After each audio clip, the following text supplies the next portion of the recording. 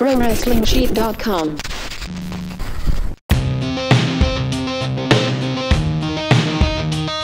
Welcome, everybody, to another edition of Collider Bodyslam Smackdown Recap, live here at Collider. I mean, we're recording it live. This is obviously going to be taped and shown later, but like Smackdown, we are live in person. We are live together. in person, but like Smackdown, taped and then aired later on. This one came from Greensville, South Carolina. Hi, I'm John Rocha. That is... I'm Ryan Satin. From Pro Wrestling Sheet. The man knows so much about wrestling. It's an honor to host the show and be able to talk with him about this stuff. I've been enjoying this. So, Ryan, overall thoughts about this week's SmackDown before we jump into the matches? You know, I think similarly to Raw, where it was like, you know, it's a go-home show. Right. And so there wasn't that much that stood out to me, but... And we're going to talk about it, I think, pretty soon. But the vignettes for Daniel Bryan and The Miz, Lord God, were probably the best vignettes WWE has done in the past, like, 10 years. Yeah. And I know everyone's people are gonna throw a million other examples at me of other good ones. Right. But as someone who watched the original NXT, and that was kind of when I was getting back into wrestling, you know, I watched Daniel Bryan and Miz start on the original NXT, their rivalry, and I've seen it, you know, go throughout the years and pick back up again and start. And so for me, it was great, and I'm excited to talk about it because it for me, made this show a must-see show just strictly for that alone. Yeah, absolutely. Those vignettes were incredible. If that could have been the 2 hours of the show, I'd have been happy with that. I would have watched a whole documentary special. Yeah, you didn't need to promote the other matches, to be honest with you. I'm going to watch anyway. So take 2 hours and just put those vignettes up, and I would have been quite happy. And we'll get into them in just a second. First, to start off, the show starts off with Charlotte, Becky, and Carmella in the ring doing mini promos at each other's expenses. Carmella trying to manipulate the situation with Becky, trying to remind her that she was a champion way in the past, and that Charlotte's won every single belt there is, and that Carmella's the current champion. And then Becky kind of bounces back a little bit, pushes a little back, but then Charlotte jumps in and goes, "Enough is enough already," and then calls her, well, we called her last week, a diva. And so, are you watching our show? I just want to know. When I was watching this, I said, isn't that what we said last week? We did. But honestly, I have a feeling we're not the only people who have said that. Of course. Because I think I saw a funny comment from Road Dogg on Twitter where someone said something similar to us right there, where they said, like, is Road Dogg watching our show? That's exactly what we said. And he replied to the person, and he said, I wouldn't watch a show if you paid me to, or something like along those lines. Don't mess with the Road Dogg Jesse James, man.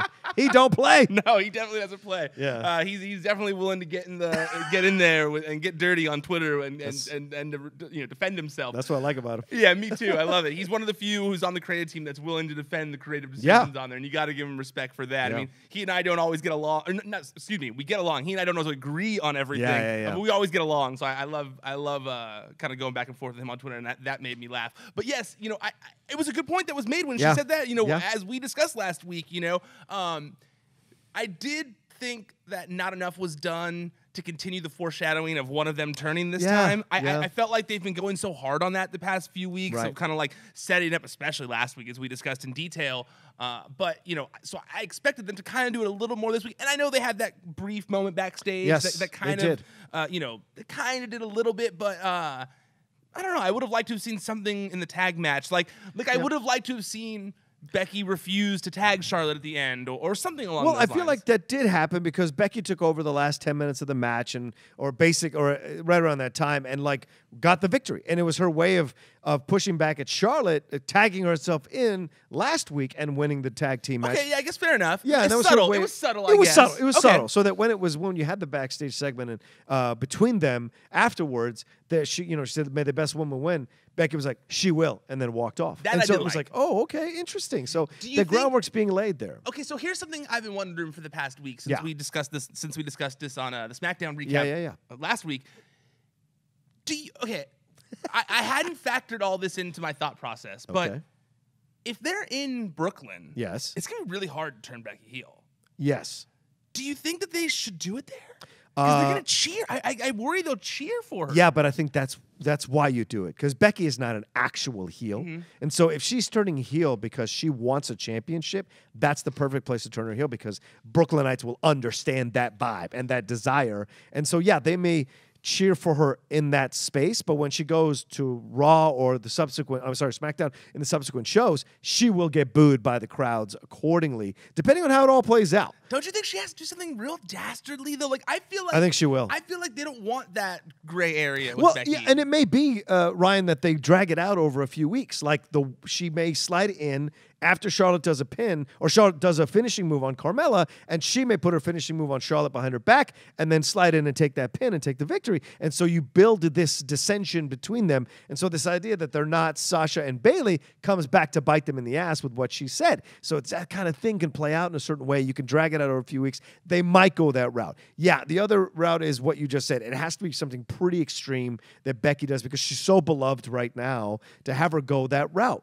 but you saw shades of it this last week, so there's possibilities, which is what they're playing with. I just would be surprised if they overall did it in a dastardly way. I would love to see them go like all out, like she does something so bad, like something that you have to boo, like a beating up a Ric Flair or something like that. Like imagine if she beat up Ric Flair. She could, like by beating up Becky. If Charlotte wins, Becky can turn around and just can destroy her and instead of letting her celebrate the victory, she can just absolutely destroy her in the ring. If that were to happen, though, do you think that is enough to get the crowd in Brooklyn to boo her? Possibly. Depends on how much they love Charlotte. I know. This is what's been going through. These are the things that go through my mind while I'm driving to and from work now. And this has been the one that's been going in my head. And it's one of the things I'm most interested to see at SummerSlam. Yeah. There's this. It's interesting. I didn't think about it. Most of the things I'm excited to see at SummerSlam are SmackDown related. I would agree with that. It's AJ Styles and Samoa Joe. It's Daniel Bryan versus The Miz. I would agree with that, and that's why this show, and for me overall, was better than Raw. And one of the reasons it wasn't, I do want to, before we move just a second, I do want to give some love to Mandy Rose and Sonya Deville. Great work in the ring this week. They're coming along as a tag team so well. I don't mean that in a patronizing way at all. No. We know they're young wrestlers come in, they learn what they can learn at NXT, and then slide up into the main roster. It's a whole nother ball game. It's no different than when you're jumping from the college to pros. It's a whole nother ball game. You got to pick it up. You got to go quick, do what you need to do, and I like that. Wait a second, Christian. I don't care that we're recording. Where was that? What is it? What was it? I thought Christian threw away my lunch yesterday, and I was all bummed. But intrigue. I got lunch today. There Woo! You go. Right on, man. That's great. But I was so impressed by what they did in that match, and Sonya Deville especially. I liked her moves a lot, and it looks like she could totally go with Charlotte in a program. Mandy Rose certainly. Mandy Rose is just. She's got all the tools there, man. She's got the look, she's got the sass, she's got the strength, and she's got a strong social media game. She is really coming along. Honestly, she's one. Her, Sonya, Liv Morgan. Yeah, Liv Morgan. They're all so young. Yep. They are very young, and they are all killing it so far. I think Bianca Belair is pretty young. Yeah, Bianca's too. fantastic. Yeah.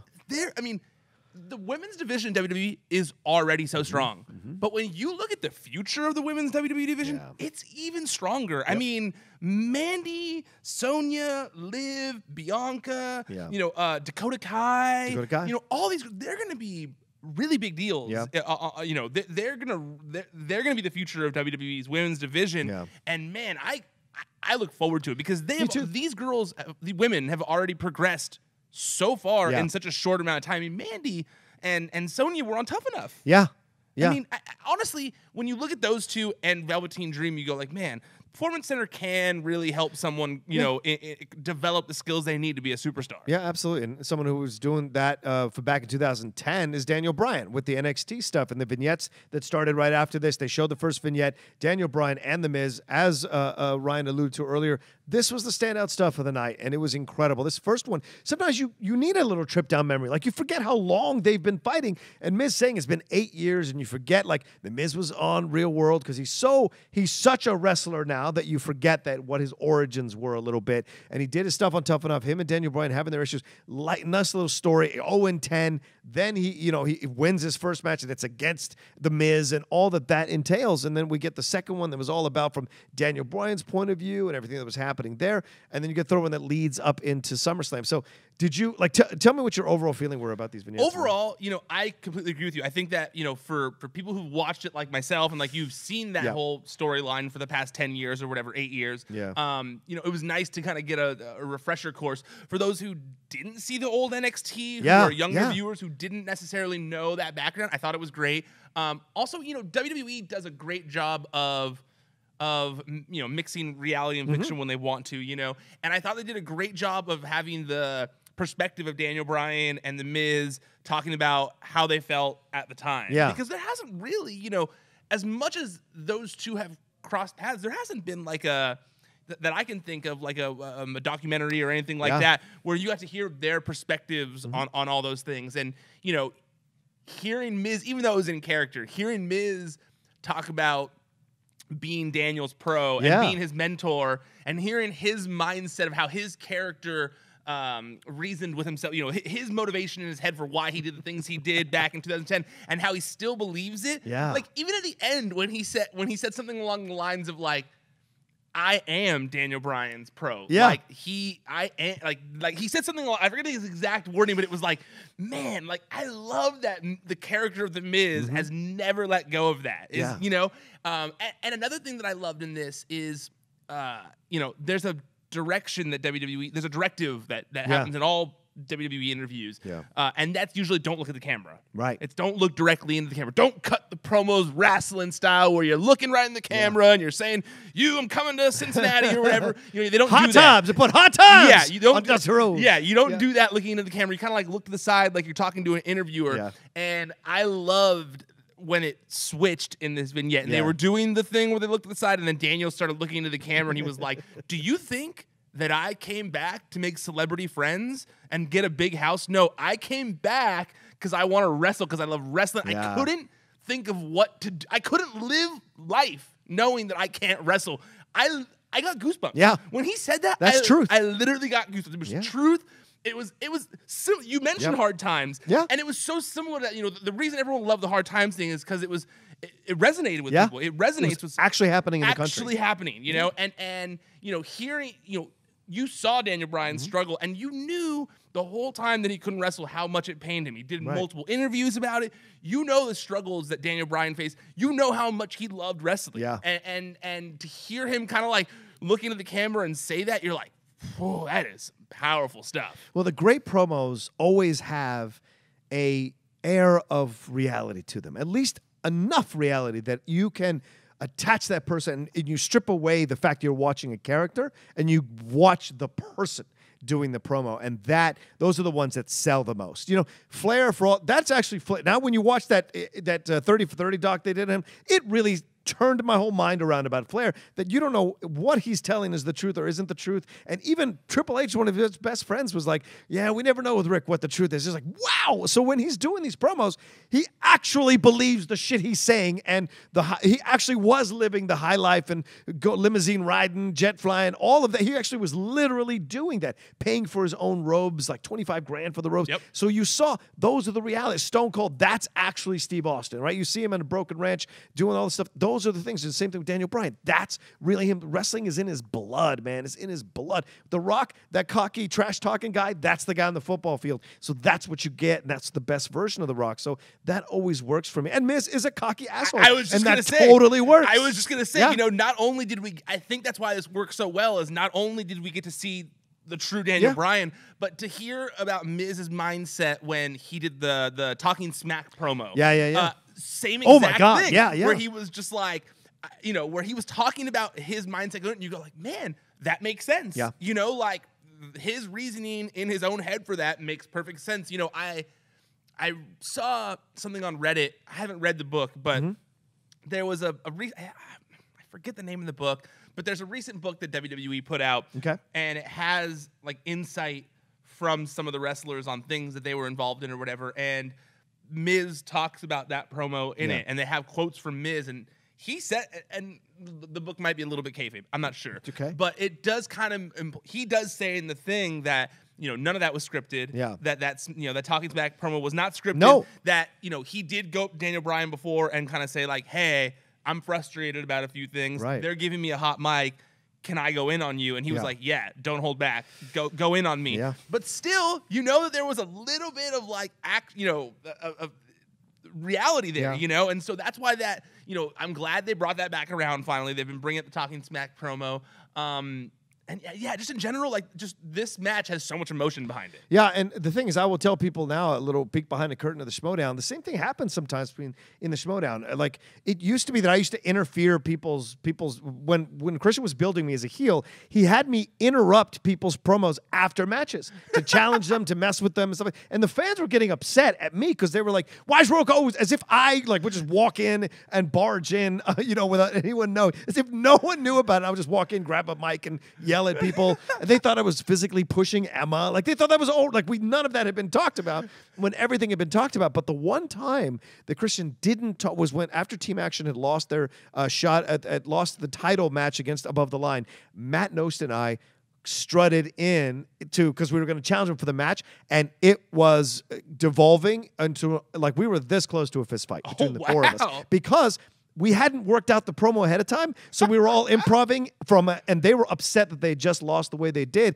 and we were excited because they had beaten us in a way that was uncomfortable for us. So we went all in on them, like, completely. So if you watch that whole promo, there is literally a moment when Andrew rips the mic away from me and almost hits someone in the face with it, and Andrew and I are this close to going at it. And so it's just so that happens sometimes, even in the small more of the Schmodown, where, you know, WWE's up here, like the Schmodown, even down here when we're doing it, simulate, the real stuff happens. So I'm not surprised that would happen between these dudes who get paid hundreds of thousands of dollars to do what they're doing. Well, even further than, you know, to further that, even, you know, I mentioned yesterday that I was listening to the Bobby Lashley Chasing Glory interview, and it was interesting. He talked about how he respects people in the ring that, and I know it's a worked thing, so it's interesting to hear this, but basically he said that, like, he can tell when he's across the ring from someone if they're actually willing to fight him. Yes. And I was like, that's a crazy thing because it's not real. But he was like, man, when I'm across the ring from Roman, I know that if it came down to it,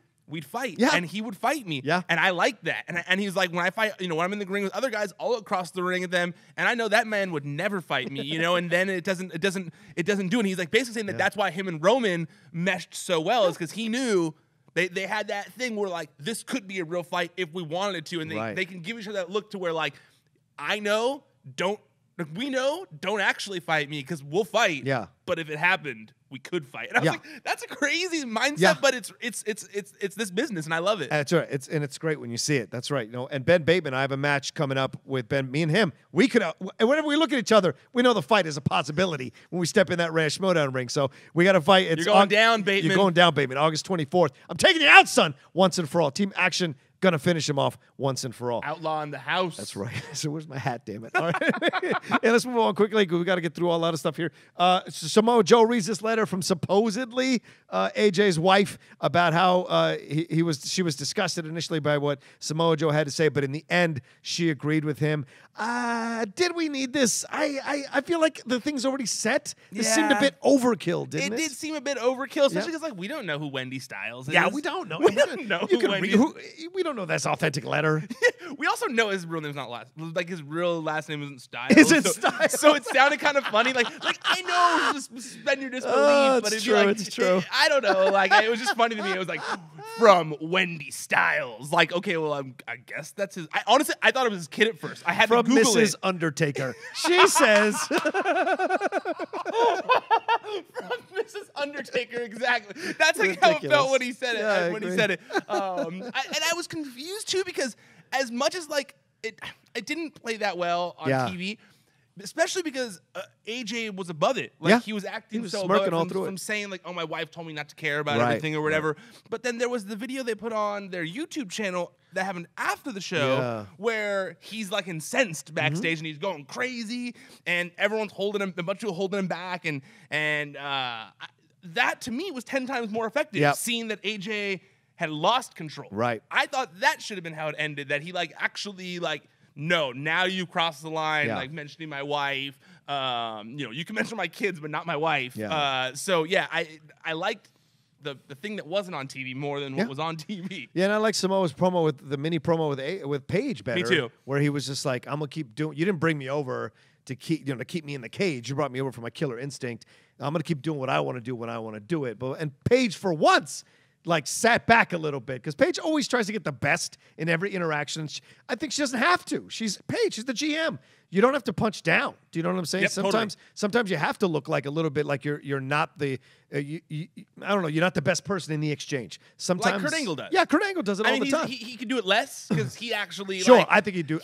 He's wrestling. He does it too much. Yes. I'd like a healthy balance between the two. Agreed. What's your thoughts? Who's going to win that one? AJ Styles. Yeah, I think so too. I don't think that AJ Styles is losing the title until at least the game comes out. Yeah, and I think they're using Samoa to put people over. Me too. And Samoa's okay with it. He's 39. He's wrestled a long time. There's nothing wrong with him getting in these programs and occasionally then he'll break out and have these other moments. But as long as he's in the title contention, I think it's good for him. Yeah, I could see. I could see Samoa Joe and AJ continuing this feud after the pay-per-view. Absolutely. For another pay-per-view or two, at least until the game comes out, sure. and then we can kind of go from there. I'm assuming, what month does the game come out? October? Yeah, I think October. October, November, December. So I guess, because I could honestly see him keeping it till WrestleMania or something like that. Because I look at the roster right now and I say to myself, who could actually contend to, who could actually be a popular enough wrestler to take the title from him? Shinsuke. Not again. No, please don't make us do that. Rusev, Rusev's on the he's on there. But I don't see it going face to face. Yeah. And they're clearly trying to make him more of a face, as we'll probably discuss here in a minute. Yep. I don't see anyone. I honestly, it's in my opinion, it's gonna take the shakeup. Yeah. I feel like the shakeup's gonna have to happen. And someone like a Seth Rollins or a Finn Balor will come to SmackDown, and then they'll take it off of him or something like that. Sounds good. Well, next up, Bludgeon Brothers took care of another supposedly handicap match in the triple threat, whatever they were called. Just destroyed. I really don't. Not much to discuss here except for the fact that it was offensive that they took the name the triple threat from a classic ECW stable. Tell them. I was like, we're wrestling fans. We know that the triple threat is a popular ECW stable. I was like, but I guess I know that's the old person in me. I guess that's the Attitude Era kid in me. So I'm maybe it was a little wink to us, but I was like, hey man, do you tell the fans who were in triple threat? It was Chris Candido. Yep, Candido. Bam Bam Bigelow. And was it who's the last one? Was it Lance Storm? I think it was Storm. Yeah, it was Storm, right? Yeah, Lance Storm, and then Francine. Oh, Francine was so great for the time she was on ECW. I loved it. All right. No, I'm sorry. No. It was not Lance Storm. It was Shane Douglas. Oh, Shane Douglas, the franchise. Nobody, please don't get mad at me. That's right. I don't. Shane Douglas. That's right, Shane Douglas. Because there was a big, there was all three. Yes, three he was the dudes. leader of the triple threat. That's right, the franchise. All right, then SAnitY took on New Day. Really good match. I liked this match a lot. I thought SAnitY had a lot of good hits, a lot of good spots. I was really enjoying this. And then having New Day win was so much fun. So I don't know what's going to happen now. And then I imagine they want to put the belts on New Day, because it would be weird to give the Bludgeon Brothers all these squash matches and then not give them. Not have them lose the belt. So I agree with you. It seems like New Day has been putting on some great matches since they've come back. They've been killing it since they came back. And Bludgeon Brothers has been wrestling jobbers, enhancement talent. So absolutely, it makes sense. It makes all the sense in the world to me for New Day to get the tag team titles finally on SmackDown. I did not like Killian Dane's new gear. Okay. It seems to me like he is trying. I once tweeted saying that I assumed it was the higher ups. Right. Killian Dane and Road Dogg both corrected me saying that it was not. It was a thing that Killian Dane did on his own when he wore the shirt. Right. But now he's gone from the shirt to the singlet. And you know what? To me, it's like when he in that singlet, he looks like an average wrestler. Like he looks like he's like an amateur wrestler or Earthquake. Looks like Earthquake. He does kind of look Earthquake's like an Earthquake. son. But a smaller Earthquake. Yeah, smaller he's not Earthquake. quite as big. So it almost like, to me, it looks like the guy who wrestled on your amateur wrestling team in high school, who was in the heavyweights, who's not necessarily some opposing giant heavyweight, but and when you put the singlet on, to me, it accentuates it doesn't make him look. Yeah. What's the word I'm looking for? It doesn't make him look powerful, strong. Yeah, no, it doesn't make him look unique. That's unique. The word I'm looking for. You know, it makes him look very ununique. And understood. The thing that the Rikishi kind of vibe he had before with the kind of like that weird skirt thing and the like, I liked that. It made him look unique. It didn't.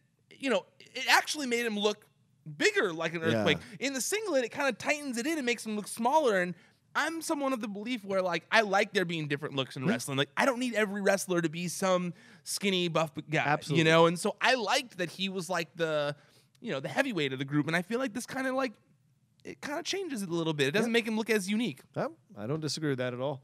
Aiden English came out and said he was very sorry, of course, with all the lights down. He wrote a song about it. He attempted to prove his dedication to Rusev Day, all that stuff. And then Cien Almas came out, and I thought it was they let Cien Almas wrestle finally, and he really tore English apart for the most part through that match, and then got the victory. And Zelina Vega came out and, like, started saying she was going to expose Lana for the dead weight that she is. And I was like, wow, this is interesting promo. Like, they're carrying the promo. This is fascinating. They really have been. Yeah. It's interesting. And then, of course, they get interviewed by Rusev, and Lana comes out, apparently having her accent this week, what is going on? No, it was back and forth because now you haven't stopped mentioning this, so now I can't stop hearing it. I'm sorry, Lana, but your accent, make up your mind. No, she started with the crush. So when she said, we're on the crush you, she said it that way.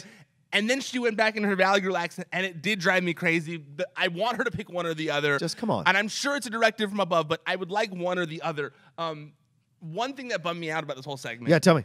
Is I feel like we're not getting Hispanic Aiden English now that we've seen on Andrade. Just make quick work of him. It's true. I was like, we talked about it for 2 weeks. We're not getting Hispanic Aiden English anymore, or mariachi Aiden English. Aiden Spanish. It was going to be Aiden Spanish. And we lost Aiden Spanish. Son of a gun. But, I did like, I know that Rusev's already kind of, Rusev and Lana have already been kind of getting the face turn. Yeah. But this was Full he got a real face, like the way they booked it, the way he talked, the way the way she spoke, like the whole thing. They were booked as the clear faces here, and I like that we're going that direction. The only thing that's been more confusing than Lana's accent is Rusev's push. Is he face or heel? I can't. It's like it changes every week, so you don't know which one it is. Just like her accent, it's so frustrating. I will be pissed. Yes. If this all has been designed to have Aiden English interfere this weekend, though, and help Rusev Day and rejoin them, it will have been all for nothing, and I will be so annoyed by that if that's the case. I do want to throw one thing in here, this is my own personal thing. Zelina Vega, that's a sexy lady, man. I'm sorry, I can't. As a Latino, I have to tell you, she's incredibly attractive. That's your number one on the roster. That's my number one on the roster right now. I would say Mandy Rose and her. Those are my two right there. All right, Shelton Benjamin. Oh my God, he's still around. I was a little surprised to see him because I hadn't heard his name in weeks, and then he shows up. Thing when he walked out. I said, I thought he was like injured or something. Yeah. Like, where's he been? I still want them to bring back Shelton Benjamin's mama. I really do. I want it. Maybe that's where he was for 4 weeks, visiting with his mama in the hospital or something. I want them to bring back his other theme song. Yeah, that would be nice too. I liked that song. Yep. And apparently I've heard he's using it on the house shows. Oh, really? Okay. But I haven't seen him use it on the show. He's That's like using weird. The one he was using for American Alpha 2.0. Yep. And this is the same thing. It was really not a. I mean, there was It nothing wasn't. to this match. I mean, really. Hardy won, but it was like it was a decent match. I almost what wish did it do? Kept Shelton Benjamin away because I was like, you had him gone for weeks to lose in like 2 seconds. Yeah. Like that was kind of Got to cash that check, I guess. I guess got to have him do something. You're paying the guy. Right. What did you think of Hardy? Did it do anything? Like, does this make you think that because Shinsuke came out? Does it make you think like? Did it up the rivalry any to get you excited for their match? It really didn't to me. Like, I'm interested in the match. Sure. But Hardy has, Jeff has been going at a different speed. It does seem like he is nursing an injury. And I know, I like ridiculous things, but Randy. I was just gonna bring this up. Randy like creeping in the corner made 0 sense. Yeah. What was that all about? For those of you listening on audio on the podcast, just, Rocha was creeping like Randy Orton, but around the mic. But yeah, first of all, if you want to get if you want to watch the match, there's tons of monitors backstage. Of course. Why would you be in the worst view possible behind a wall? It made no sense at all. Right. But it was a funny visual. Yeah, if they take Randy Orton the Stone Cold Steve Austin route when he went like insane heel, like when he went, it was like the what guy when he was in part of the invasion angle. That would be that'll get me back excited about this. If you're gonna make him crazy heel, doing crazy weird shit backstage, or saying things that make no sense, or mumbling to himself, or having these moments, great. And Randy's the guy that could actually sell that. If you're gonna do something new with the heel or have shades of it from before, Randy's the guy that'll make it feel unique. And so I think there's possibilities here. The curtain thing was really weird and creepy, and I kind of let it go. And then later on that night, I was thinking about it more, and I was like, actually, no, this could be fun if they play it the right way. Randy could do a really good job with it.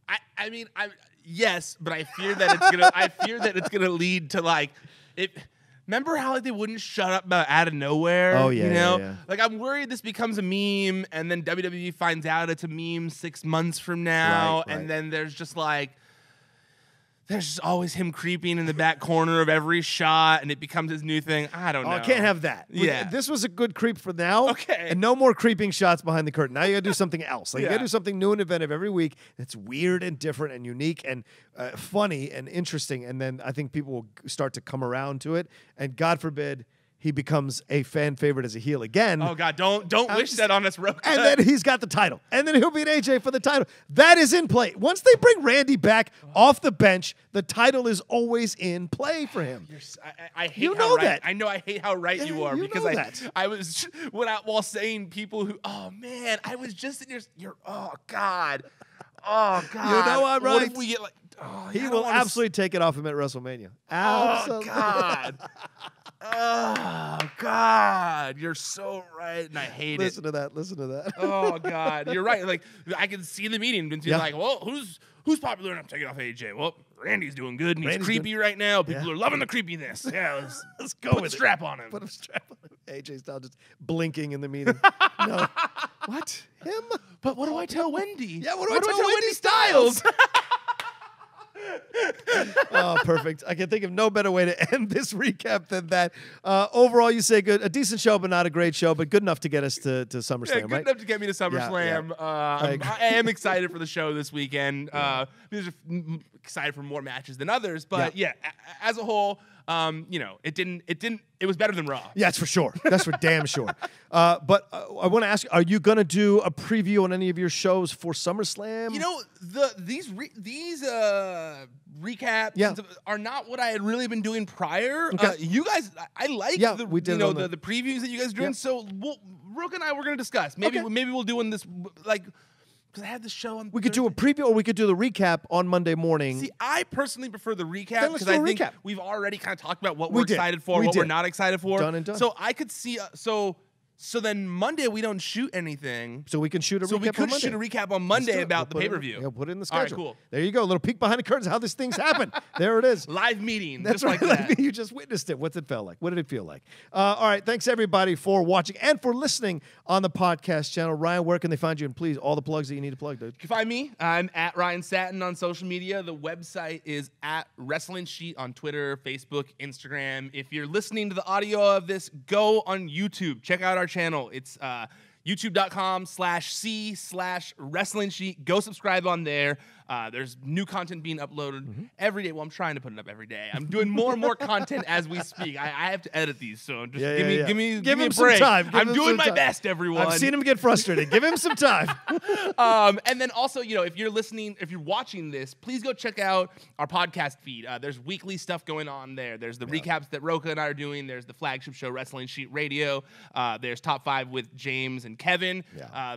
Aaron Turner's working on a show that's going to hit on weekends. So please go subscribe there, go shoot a review, rating, all that kind of stuff. It really helps us keep in business, helps spread the word so other people know what we're doing here. And check out Collider as well. They've got a huge channel. They've got multiple channels, all sorts of different things going on. There's the quick hits now. There's there's movie talk, obviously. There's Schmodown. There's just so many things. Lots of stuff going on. So check out Collider on social media. Check out Collider Video as well. And stay tuned to Pro Wrestling Sheet. We put up a story this week about Renee Young's future on commentary, and a bunch of other stuff. So please keep checking the website for more. Yep, I can't echo those sentiments enough, Pro Wrestling Sheet. I love that I am working with this man now. I've read his content for years. Now to be able to read it, knowing the people involved in it, it's been a great I don't know, just a great gift being able to do that. So, and it's great. Thanks, you guys. Well, you can follow me at The Rocha Says on Twitter and on Instagram. I'm going to throw another channel out at you guys, Collider Sports. That has really jumped off as well. We've had some great responses with our Premier League breakdown, which me and Jack Hine did the other day, and then Matt Nost and I broke down the first week of NFL games. There's more stuff coming, more people being talked to about coming on to do stuff for Collider Sports. So keep your eye on that as well. And of course, Pro Wrestling Sheet. It's just the perfect thing if you're a massive pro wrestling fan. All right, thanks everybody for watching this weekend, for listening. We will talk to you next time on Collider Bodyslam. ProWrestlingSheet.com